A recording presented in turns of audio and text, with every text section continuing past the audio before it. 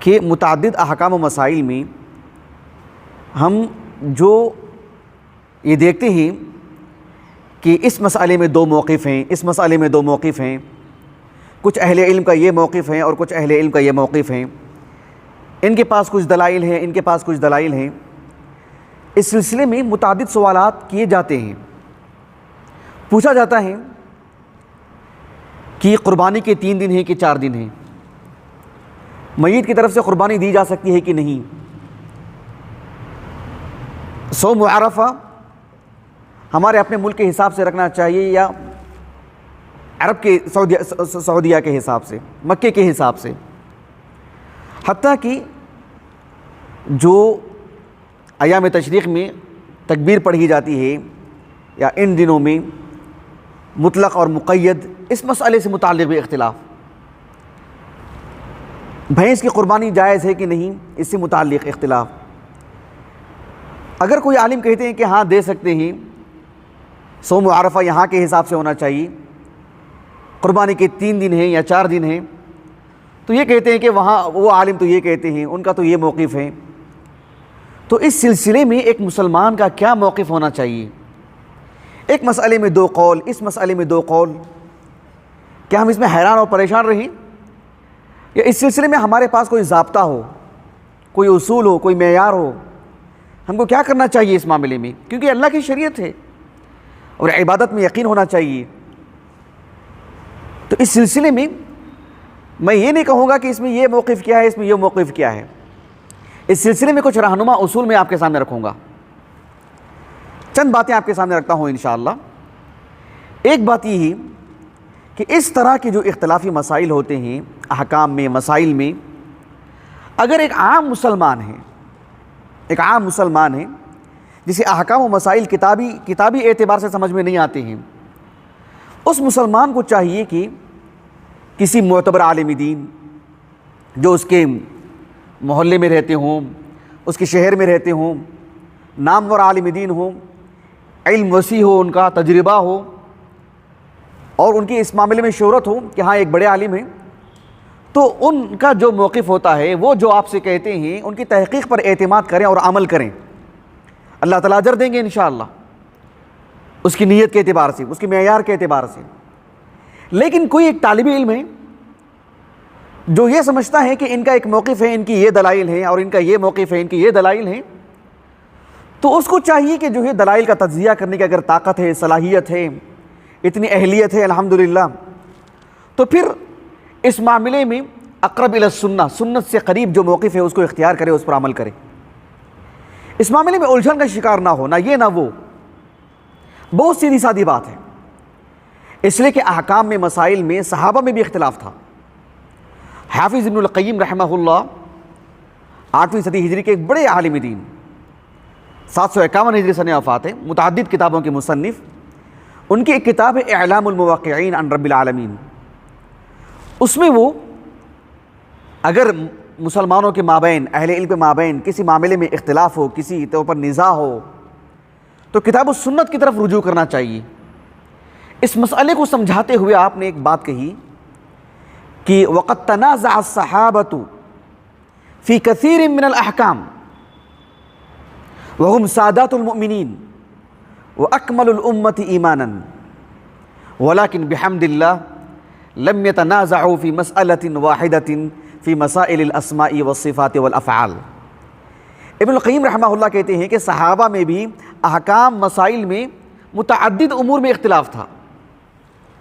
عقیدے کے باب میں، اللہ تعالیٰ کے اسماء و صفات کے باب میں اختلاف نہیں تھا، لیکن احکام و مسائل میں اختلاف وہاں بھی تھا۔ لیکن اہل علم نے اس بات کی بھی کوشش کی کہ علماء کے مابین جو اختلاف ہوتا ہے کسی مسئلے میں، وہ کیوں ہوتا ہے، اس کے اسباب کیا ہیں، تاکہ ان کے تعلق سے حسن ظن رکھیں، عذر تلاش کریں۔ بعض لوگ ہوتے ہیں جیسے کہتے ہیں ایک بات کہتے ہیں، وہ صاحب ایک بات کہتے ہیں، یہ ایسا کہتے ہیں، وہ ایسا کہتے ہیں، نہیں، احکام و مسائل میں اختلاف ہوتے ہیں، اختلاف ہوتا ہے، لیکن اختلاف کے اسباب کیا ہیں وہ جاننا چاہیے، اور ایک عالم دین سے متعلق عذر تلاش کرنا چاہیے کہ اس وجہ سے اختلاف ہوا ہے۔ اس سلسلے میں اہل علم نے بہت کوشش کی، اس سلسلے میں بھی اہل علم کی خدمات ہیں۔ آپ مثال کے طور پر دیکھیے 6ویں صدی ہجری کے اواخر کے ایک عالم دین ہیں جو علمی دنیا میں ابن رشد الحفید سے معروف ہیں، محمد ابن احمد ابو الولید، قاضی ابو الولید ابن رشد الحفید رحمہ اللہ، 595 ہجری سنہ وفات ہے ان کا۔ ان کی کتاب بدایۃ المجتہد، اس پر انہوں نے ایک مقدمہ لکھا، متوسط درجے کا مقدمہ ہے، بہت طویل بھی نہیں، بہت مختصر بھی نہیں۔ اس مقدمے میں انہوں نے اس بات کو بھی ذکر کیا ہے کہ کسی بھی مسئلے میں، کسی بھی فقہی مسئلے میں، احکام میں، مسائل میں اہل علم کے 2 موقف کیوں ہوتے ہیں؟ انہوں نے 6 اسباب بیان کیے ہیں۔ پھر اس کے بعد شیخ الاسلام ابن تیمیہ رحمہ اللہ جو 8ویں صدی ہجری کے ہیں، 6ویں صدی ہجری 7ویں صدی ہجری کے بھی، لیکن 8ویں صدی ہجری میں انتقال ہوا آپ کا 728 ہجری کو۔ شیخ الاسلام ہیں، بتانے کی ضرورت نہیں کہ وہ کون ہے، لیکن ان کی کتاب ہے اس موضوع سے متعلق، اس کا نام ہے رفع الملام عن الائمة الاعلام، رفع الملام عن الائمة الاعلام۔ جانتے ہیں یہ کتاب کیوں لکھا انہوں نے؟ یہ کتاب انہوں نے اس لیے لکھا تاکہ جو صحابہ، تابعین، فقہاء 7، ائمہ 4، امام اوزاعی، سفیان ابن سعید الثوری، امام سفیان ابن عیینہ، عبداللہ ابن مبارک رحمہم اللہ اجمعین، پھر بات کی ان جیسے جو اصحاب علم ہیں، جب ہم دیکھتے ہیں کہ کسی شرعی مسئلے میں، احکام میں، مسائل میں 2 موقف ہوتے ہیں، جیسے میں نے کہا نا کہ قربانی کے 3 دن کے 4 دن، صوم عرفہ کب ہے یہاں کے حساب سے کہ وہاں کے حساب سے، تو اس طرح کے جو مسائل ہوتے ہیں میں نے اس مسئلے سے متعلق جوڑ کے بتایا جن ایام سے ہم گزر رہے ہیں، ورنہ کسی بھی مسئلے سے متعلق رمضان کا مہینہ آتا ہے پھر وہاں متعدد مسائل شروع ہو جاتے ہیں۔ تو اس سلسلے میں آپ کو اصولی باتیں بتانا چاہ رہا ہوں کہ شیخ الاسلام ابن تیمیہ رحمہ اللہ نے اس کتاب کو لکھا اور یہ سمجھانے کی کوشش کی کہ امت مسلمہ کے علماء سے متعلق حسن ظن رکھا جائے، ان کے تعلق سے عذر تلاش کیا جائے کہ اس وجہ سے انہوں نے یہ موقف اختیار کیا ہوگا۔ شیخ الاسلام ابن تیمیہ رحمہ اللہ نے جو اس کتاب کو لکھا، اب ان کے دور سے لے کر کے ابن تیمیہ کے دور ہی میں اہل علم نے خوب تعریف کی اس کتاب کی، پڑھنے کی تلقین کی، ان کے معاصرین بھی، ان کے تلامذہ بھی، ان کے بعد کے علماء بھی، اس دور کے علماء بھی، شیخ ابن باز رحمہ اللہ وغیرہ نے اس کتاب کو پڑھنے کی تلقین کی۔ اس کتاب میں ابن تیمیہ رحمہ اللہ نے اس بات کو ذکر کیا کہ فقہی مسائل میں جب علماء کا اختلاف ہوتا ہے تو انہیں معذور مانا جائے، ان کے لیے عذر تلاش کریں، اور فقہی مسائل میں اہل علم کے مابین اختلاف ہونا اس سے ان کی شان گھٹتی نہیں، ان کا مقام گرتا نہیں، اس لیے کہ کل حدیثوں کا کسی ایک عالم دین کو علم ہو جائے ایسا نہیں ہے، کوئی حدیث ان کے علم نہیں ہوگی، کوئی حدیث ان کے علم نہیں ہوگی، متعدد چیزیں ہیں۔ شیخ الاسلام ابن تیمیہ رحمہ اللہ کی اس کتاب سے متعلق ایک ماضی قریب کے ایک عالم دین ہیں جو دمشق میں رہتے تھے، دمشقی عالم ہیں، جمال الدین القاسمی رحمہ اللہ، 1914 میں انتقال ہوا ان کا۔ جمال الدین القاسمی رحمہ اللہ، ان کی کتاب ہے الجرح والتعدیل، اس میں انہوں نے لکھا کہ فَإِنَّهُ جَدِيرٌ وَلَوْ كَانَ بِالصِّينِ أَن يُرْحَلَ إِلَيْهِ، کہ ابن تیمیہ کی یہ جو کتاب ہے رفع الملام عن الائمة الاعلام، اگر یہ چین میں بھی ہوتی تو وہاں جا کر کے اس کتاب کو پڑھا جائے، لیا جائے، لے کر کے آئیں اس کتاب کو، اتنی قیمت اس کتاب کی، لیکن وہ دمشق میں تھے تو کہا کہ چین میں بھی ہوتی تو، ہم ہندوستان میں ہیں، ہم یہ کہیں گے کہ اگر یہ دمشق اور مصر میں ہوتی تو وہاں جا کر کے اس کتاب کو لانا چاہیے، لیکن یہ کتاب عام ملتی ہے۔ تو شیخ الاسلام ابن تیمیہ رحمہ اللہ نے اس کتاب میں بہت شاندار کام کیا، لیکن ایک بات میں آپ کو یہاں بھی یہ بھی بتا دیتا ہوں، ہم جو کہتے ہیں نا کہ اہل علم کے تعلق سے عذر تلاش کریں، یہ کون؟ وہ جو بڑے علماء ہیں، کبار اہل علم، جو فتویٰ دیتے ہیں، جن کی طرف پوری امت رجوع کرتی ہے۔ عام بچوں کی بات نہیں کر رہا ہوں میں آپ کو، عام طلبہ کی بات نہیں کر رہا ہوں۔ ابن تیمیہ رحمہ اللہ نے ان بڑے اہل علم کی طرف سے جو ہے عذر تلاش کیا ہے۔ ایک شخص ہے جو 2-3 کتابیں پڑھ کر کے ممبر پر چڑھ گیا ہو، اسٹیج پر چڑھ گیا ہو، 1 سے 2-3 غلطیاں کرتا ہو، 10 غلطیاں کرتا ہو، اس کے تعلق سے عذر نہیں تلاش کیا جائے گا، اسے اتارا جائے گا وہاں سے، وہ اس لائق نہیں۔ لیکن جو بڑے علماء ہوتے ہیں جنہوں نے زندگی اس کے لیے لگائی، جن کا وسیع علم ہو، تجربہ ہو، زہد و تقویٰ ہو، جنہیں پوری امت مانتی ہو، پوری امت کے وہ سرخیل ہوں، اس طرح کے جو علماء ہوتے ہیں ان سے عمومی طور پر چوک کم ہوتی ہے، یا ہوا نفس کے شکار نہیں ہوتے ہیں۔ شیخ الاسلام ابن تیمیہ رحمہ اللہ نے ایک حدیث ذکر کی، اس حدیث کو رکھ کر کے اس مسئلے کو بیان کیا۔ ایک حدیث مبارکہ ہے جسے امام ابو داؤد رحمہ اللہ اپنی السنن کی کتاب الاقضیاء میں، امام ابو عیسیٰ ترمذی رحمہ اللہ اپنی السنن کی ابواب الاحکام میں، اور امام ابن ماجہ رحمہ اللہ بھی کتاب الاحکام میں جو اپنے السنن کی ہے۔ الاحکام سے مراد احکام و مسائل نہیں، احکام سے مراد حکومت سے متعلق احکام و مسائل، الاحکام سے مراد جو فیصلے ہوتے ہیں، جو قاضی کے جو مسائل ہوتے ہیں وہ مراد ہیں۔ ایک صحابی برائدہ بن حصیب رضی اللہ عنہ، آپ صلی اللہ علیہ وسلم کے انتقال کے بعد وہ ایران چلے گئے، ایران کے وسط میں مرو میں انتقال ہوا 3 ہجری کو۔ وہ کہتے ہیں کہ اللہ کے رسول صلی اللہ علیہ وسلم نے فرمایا القضاۃ ثلاثۃ، قاضی 3 طرح کے ہیں، لوگوں کے درمیان فیصلہ کرنے والے 3 طرح کے ہیں۔ آپ صلی اللہ علیہ وسلم نے فرمایا واحد فی الجنہ واثنان فی النار، ان میں سے ایک جنتی ہے اور 2 جہنمی۔ سبحان اللہ، جنتی کون ہے؟ آپ صلی اللہ علیہ وسلم نے فرمایا کہ فرجل عرف الحق فقضى به، ایک وہ عالم دین، ایک وہ قاضی جنہوں نے شریعت کے علم کو اچھے سے پڑھا، اچھے سے جانا، اور لوگوں کے درمیان صحیح بتایا، صحیح احکام و مسائل بتائے، صحیح انداز میں فیصلہ کیا۔ کہا کہ وہ جنتی ہیں، اور 2 لوگ جنتی ہیں، اور بڑی خطورت ہے اس میں، سمجھنے کی بات ہے۔ 2 لوگ کون جہنمی ہیں؟ کہا کہ وَرَجُلٌ عَرَفَ الْحَقَّ فَجَارَ فِي الْحُكْمِ فَهُوَ فِي النَّارِ، وہ شخص، وہ عالم دین جس کے پاس شریعت کا علم ہے، اچھی طریقے سے جانا اس نے، پڑھا اس نے، لیکن لوگوں کو دین کے مسائل بتانے میں غلطی کی، اس نے جان بوجھ کے غلطی کی، فیصلے کرنے میں غلطی کی، اس نے ظلم کیا اس نے لوگوں پر، شریعت کے علم کو بس پڑھنے پڑھانے کے لیے، اپنی جیب کے لیے، اپنی شہرت کے لیے، اپنی ذات کے لیے، لوگوں کے درمیان جو ہے مطلب مراتب کو رکھ کر کے اس نے فیصلے کی۔ کہا کہ وہ جہنمی ہیں۔ اور تیسرا شخص کون ہے؟ اللہ کے رسول صلی اللہ علیہ وسلم نے فرمایا وَرَجُلٌ قَضَى لِلنَّاسِ عَلَى جَهْلٍ فَهُوَ فِي النَّارِ، ایک وہ شخص ہے جس سے شریعت کا علم ہی نہیں ہے سرے سے،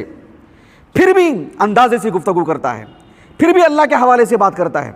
پھر بھی شریعت کا نام لے کے بات کرتا ہے، لوگوں کے درمیان جہالت کی بنیاد پر فیصلے کرتا ہے۔ کہا کہ یہ شخص بھی جہنمی ہے۔ سبحان اللہ العظیم، بغیر علم کے ممبر پر چڑھنا بھی گناہ ہے، اور علم رکھ کر کے غلط بتانا بھی گناہ ہے۔ صحیح علم ہو اور صحیح انداز میں بتائیں، اللہ کے رسول نے اسی کے لیے جنت کی بشارت دی ہے۔ سبحان اللہ، اس بات کو سامنے رکھیں۔ تو شیخ الاسلام ابن تیمیہ رحمہ اللہ نے وہ جو پہلا جو گروہ ہے جو صحیح علم رکھتے ہیں، وسیع علم رکھتے ہیں، زہد و تقویٰ ان کے اندر ہے، تجربہ ہے، شہرت ہے، علمی دنیا میں ان کا ایک مقام ہے، رتبہ ہے، ایسے علماء سے متعلق ابن تیمیہ نے دفاع کیا ہے۔ عام بچوں سے متعلق نہیں، عام طلبہ سے متعلق نہیں، جو بھی کھڑا ہو جائے بولنے کے لیے سب سے متعلق نہیں، ان جیسی جو اعلام، ان جیسی جو اصحاب علم ہیں، اصحاب الحدیث ہیں، فقہاء ہیں بڑے، ان سے متعلق ابن تیمیہ رحمہ اللہ نے بات کی۔ تو اس دور میں، جس دور میں اور آپ جی رہے ہیں، سوشل میڈیا میں ہم دیکھتے ہیں کہ ہر کوئی ایک پوسٹ ڈالتے رہتا ہے گروپوں میں، فیس بک پر، دیگر جگہوں پر، اس مسئلے سے متعلق ان کا یہ موقف، ان کا یہ موقف، اور ایک عام مسلمان پریشان ہو جاتا ہے۔ اس سلسلے میں میں نے جو آپ کے سامنے بات رکھی ہے کہ اگر وہ عام مسلمان ہیں، اس کے اندر تحقیق کا مادہ نہیں ہے، تو اپنے محلے کے، اپنے شہر کے جو معتبر بڑے علماء جن کے پاس وسیع علم ہو، تجربہ ہو، ایک عمر ہو، زہد و تقویٰ ہو، لوگوں کے درمیان معروف ہوں، ان سے پوچھیں، یا انہوں نے جو موقف بتائے ہیں ان کی تحقیق پر عمل کریں، اللہ اجر دیں گے اس پر انشاءاللہ۔ لیکن کوئی طالب علم ہے، وہ سمجھتا ہے کہ ان کا یہ موقف ہے، ان کی یہ دلیل ہے، ان کا وہ موقف ہے، ان کی دلیل ہے، ان کا یہ تجزیہ کر سکتا ہے، اتنی صلاحیت اور اہلیت ہے اس میں، تو پھر وہ اقرب الی السنہ، جو سنت کے قریب ہے اس کو لے، اس پر عمل کرے۔ شیخ الاسلام ابن تیمیہ رحمہ اللہ نے اہل علم سے متعلق عذر تلاش کرتے ہوئے اس کتاب میں آپ نے 3 باتیں کہیں، 3 طرح کے عذریں تلاش کی کہ اہل علم جب ایک موقف اختیار کرتے ہیں دینی مسئلے سے متعلق، بہت ممکن ہو کوئی حدیث ہوگی سرے سے ان کے علم ہی میں نہیں ہوگی. عدم اعتقادہ ان النبی صلی اللہ علیہ وسلم قالہ، ایک حدیث تو ہے لیکن سرے سے ان کے علم ہی میں نہیں ہے. کل احادیث، جتنی احادیث ہیں سب کسی ایک عالم دین کے سینے میں ہو، اللہ نے ایسا نظام رکھا ہی نہیں ہے. خود صحابہ میں بھی سب سے زیادہ صحبت اللہ کے رسول کی ابوبکر صدیق کو رہی، لیکن دیکھو ابوبکر صدیق رضی اللہ عنہ کو 100% کل اللہ کے رسول کی حدیثوں کا علم تھا، جبکہ سب سے زیادہ اللہ کے رسول کی صحبت میں رہے. نہ آپ کی شان میں نقص ہے نہ عیب ہے، یہ صرف اللہ کے رسول ہیں جن کو اللہ رب العالمین نے پوری شریعت آپ کے سینے میں رکھی. امت سے متعلق مراتب ہیں، تفاضل ہیں، کوئی بڑے عالم، کوئی متوسط درجے کے، کوئی چھوٹے، لیکن پوری کی پوری حدیثیں انہی کے سینے میں ہیں. یا ایسا کسی نے دعویٰ نہیں کیا، ایسے کسی نے نہیں کہا. اس کی متعدد مثالیں ہیں. کبھی ایسا بھی ہوتا ہے کہ ایک عالم دین ایک حدیث مبارکہ پڑھتے ہیں لیکن اس میں ان کو اس بات کی وضاحت نہیں ہو پاتی ہے کہ اس حدیث میں یہی بات کہی جا رہی ہے، اس حدیث میں جو بات کہی جا رہی ہے وہ یہی معنی ہے، جو لفظ ذکر کیا گیا ہے وہ یہی معنی ہے. کبھی اس کی وضاحت نہیں ہو پاتی ہے. یہ بھی ایک وجہ ہے کہ انہوں نے اس کے بجائے اس موقف کو اختیار کیا ہو سکتا ہے ناسخ اور منسوخ کا، یعنی اس کا علم ہونا چاہیے ایک عالم دین کو، اور ہوتا ہے ایک عالم دین کو، لیکن کسی مسئلے میں، کسی باب میں، کسی ایک جز میں اس سے متعلق اونچ نیچ ہوتی ہے، کسی چیز سے متعلق معلوم نہیں رہتا ہے، یا جو ہے اس کے نسخ ہونے کی اطلاع نہیں رہتی ہے، یا اطلاع رہتی ہے اس حدیث کے صحت و ضعف کا علم نہیں رہتا ہے. متعدد چیزیں ہیں. اس وجہ سے دو موقف ہمیں نظر آتے ہیں. شیخ الاسلام ابن تیمیہ رحمہ اللہ نے علماء کے مابین اختلاف کیوں کر ہوتا ہے 10 اسباب آپ نے بتائے ہیں. یہ یقیناً میں آپ کو اس لیے بتا رہا ہوں تاکہ ہمارے دلوں میں جو بڑے علماء ہیں، جو مفتی حضرات ہیں، جن کے تعلق سے پوری دنیا رجوع کرتی ہے، جیسے شیخ ابن باز، ان جیسے مرتبے کے جو علماء ہیں ہر ملک میں ہوتے ہیں، تو ان جیسے اصحاب علم سے متعلق ہمارا حسن ظن ہونا چاہیے. میں ممبر پر کھڑے ہو کر کے اپنی شخصیت سے متعلق حسن ظن نہیں پیدا کروا رہا ہوں. میں نے کہہ رہا ہوں کہ جو بڑے علماء ہیں جن سے متعلق پوری دنیا کے مسلمان رجوع کرتے ہیں، ان جیسے اصحاب علم سے متعلق ہمارا حسن ظن ہونا چاہیے، عذر تلاش کرنا چاہیے. کبھی ایسا ہوتا ہے کہ سرے سے حدیث ہی نہیں پہنچی ہوتی ان کے پاس، اس حدیث کا سرے سے علم ہی نہیں ہوتا ہے، جب ہو جاتا ہے تو فوراً قبول کر لیتے ہیں. ایک وجہ ہو سکتی ہے انہوں نے یہ موقف اختیار کیا، انہوں نے یہ موقف اختیار کیا. کیوں موقف اختیار کیا؟ جبکہ یہ موقف صحیح ہے، اس لیے کہ اس حدیث کا علم سرے سے تھا ہی نہیں ان کو. ایک وجہ ہو سکتی ہے اسی. ایک وجہ یہ بھی ہو سکتی ہے کہ حدیث تو پہنچی ہو لیکن صحیح سند سے نہیں پہنچی ہوگی، حدیث منقطع ہوگی، مسند اور متصل حدیث نہیں ہوگی. یا ہو سکتا ہے اس میں کوئی ضعیف راوی ہے، اسی اعتبار سے ان تک وہ حدیث پہنچی ہو جسے انہوں نے قبول ہی نہیں کیا ہو. ایسی وجہ ہو سکتی ہے. یہ بھی ایک وجہ ہو سکتی ہے کہ حدیث جو ان کے پاس موجود ہے، اپنے اجتہاد کے طور پر حدیث کے جو اصول اور ضوابط ہوتے ہیں 90 پر 5%، 95%. ایسا نہیں کہ ان کے الگ اصول، وہ محدث کے الگ اصول، وہ محدث کے الگ اصول. ایسا ہے کہ ایسا تو نہیں ہے، اصول تو ایک ہی، لیکن 95% محدثین کا جو حکم ہوتا ہے لگ بھگ ایک ہی ہوتا ہے. 5% میں کسی کا علم مزید وسیع ہوتا ہے، تجربات کی بنیاد پر، کتابوں پر نظر رکھنے کی بنیاد پر، اجتہاد کی بنیاد پر 5% میں اختلاف ہوتا ہے. ایسے میں ایک کے نزدیک حدیث صحیح ہے اور انہوں نے اپنے اجتہاد کے مطابق اسے حدیث کو ضعیف کہا، تو اس وجہ سے انہوں نے استدلال نہیں کیا. انہوں نے یہ بھی ایک عذر ہو سکتا ہے. ایسا نہیں کہنا چاہیے کہ یہ ایسے ہیں، انہوں نے یہ کہہ دیا، انہوں نے یہ کہہ دیا. یہ بدظنی مناسب نہیں بڑے علماء سے متعلق. خاص کر اس طرح کی وجوہات ہوتے ہیں. کبھی ایسا ہوتا ہے کہ حدیث ذہن سے نکل جاتی ہے، ایسا بھی ہوتا ہے. اس کی متعدد مثالیں ہیں، مثالیں میں دے نہیں سکتا ہوں وقت کی قلت کی وجہ سے. یہ سب وجوہات ہوتے ہیں. کبھی حدیث میں ایک لفظ ہوتا ہے، اس کا کیا معنی ہے بالضبط، اس میں بھی جو ہے مطلب کبھی ایک پیچیدگی ہوتی ہے. کبھی ایسا بھی ہوتا ہے کہ ایک حدیث میں ایک لفظ ہوتا ہے لیکن جو ہے وہ اس کا وہی صحیح معنی ہے کیا،